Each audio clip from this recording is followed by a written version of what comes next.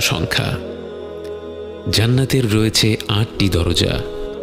বাবুস সালাহ খুলে দেয়া হবে তাদের জন্য যারা তাদের সালাত ঠিকভাবে আদায় করত। বাবুল জিহাদ খুলে দেয়া হবে মুজাহিদিনদের জন্য। বাবুস সাদাকাহ খুলে দেয়া হবে যারা বেশি বেশি দান সাদাকা করত। আর রাইয়ান হবে তাদের জন্য যারা বেশি বেশি রোজা রাখত। আল আইমান হবে যারা হিসেব ছাড়া জান্নাতে প্রবেশ করবে তাদের জন্য। আল কাযিমিন আল গায়ব হবে যারা নিজেদের রাগ নিয়ন্ত্রণ করত এবং অন্যদের ক্ষমা করে দিত। এছাড়াও হজ পালনকারীদের জন্য থাকছে বাবুল হজ এবং ঘন ঘন আল্লাহকে স্মরণকারীদের জন্য থাকবে বাবুল যিকর।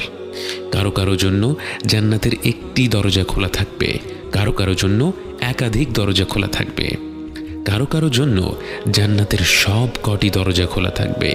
আল্লাহ যেন আমাদের জন্য জান্নাতের প্রতিটি দরজা উন্মুক্ত করে দেন। আপনি